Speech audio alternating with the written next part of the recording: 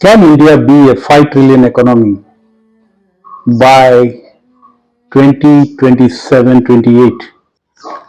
The previous finance minister of the previous government in early 2014 said it will take about 30 years more to get to 5 trillion economy. So that means by 2044.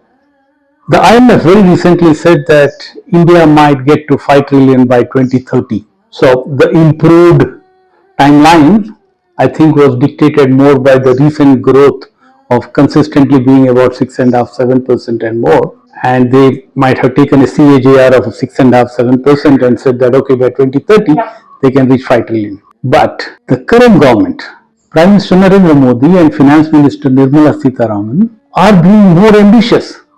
They are saying they will do 5 trillion for India economy size by 2027-28. Now that's ambitious, because for that you will need to grow far more faster than this 6.5-7% in the remaining years. Is that possible? Is this just wishful thinking, or does the government have a plan? Let's look at it. Let's first look at how the rankings are stacked today. You know, in 2014 we were 11th placed globally.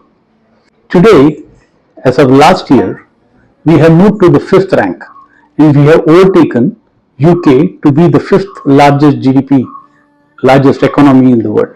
Our current GDP size is about 3.7 trillion. The two people above us is Japan at 4.2 trillion and Germany at about 4.7 trillion.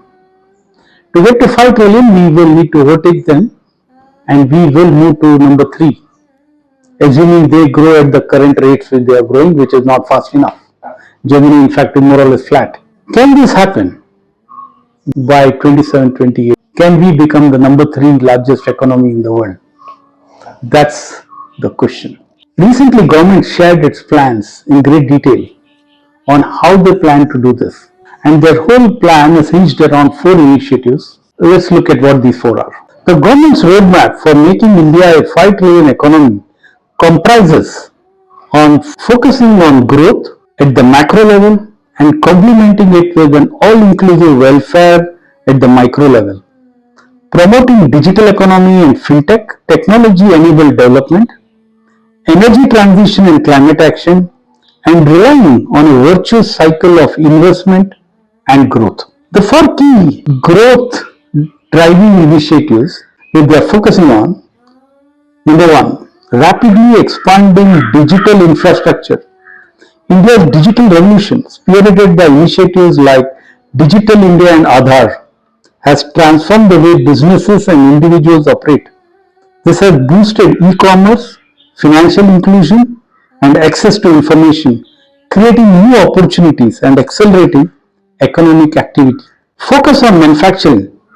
The government's Make in India initiative aims to transform India into a global manufacturing hub. This has attracted significant foreign investment and boosted domestic manufacturing, contributing to growth creation and export growth. Third, investment in infrastructure. The government has embarked on an ambitious plan to upgrade and modernize India's infrastructure, including roads, railways, airports, and ports. This improved infrastructure is vital for its facilitating trade, movement of goods, and overall economic development. Lastly, emerging startup ecosystem. India has seen a surge in entrepreneurship with a vibrant startup ecosystem that is driving innovation and economic dynamism. The government's supportive policies and initiatives have helped nurture the ecosystem, leading to creation of new businesses and jobs. These 4 initiatives have been supported by some significant policy reforms. Streamlining regulations. The government has simplified regulations and eased the process of doing business in India, making it very attractive for foreign investors and domestic business. Second, promoting innovation. The government has taken several steps to promote research and development, invest in innovation, and incentivize startups. Lastly, focus on social welfare. The government has launched various social welfare schemes aimed at reducing poverty, improving healthcare, and providing education to the underprivileged. But like I said, it's not a walk in the park. It's an ambitious target, and to meet this target, it's possible with all those initiatives, but there are challenges. Just let's quickly look at some of the challenges that we face, and the biggest one is that to get this kind of growth in economy in such a small period, we need this huge pool of skilled manpower to support this growth. So the first challenge is skill development. Equipping the workforce with the necessary skills to meet the demands of the changing economy is crucial. Also, addressing infrastructure gaps.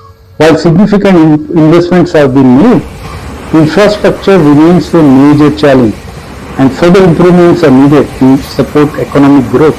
Rural development. Bringing economic prosperity to rural areas and bridging the rural-urban divide is critical for inclusive growth. Finally, global economic uncertainties. The global economy faces severe headwinds, including geopolitical tension, rising interest rates, which could impact India's growth trajectory. I have talked about this in great detail in one of my earlier videos. If India indeed reaches this landmark of 5 trillion economy, number 3 globally, by 2028, this will have significant impact on not only the life of Indians, but it has an impact to the global economy. And if this happens, my earlier prediction, which I made in one of my previous videos, might come true, which is India moving to number 2 globally, just behind China, but overtaking the US by 2050. Watch out. Let's talk about this again in 2050. Till that time, stay unstoppable.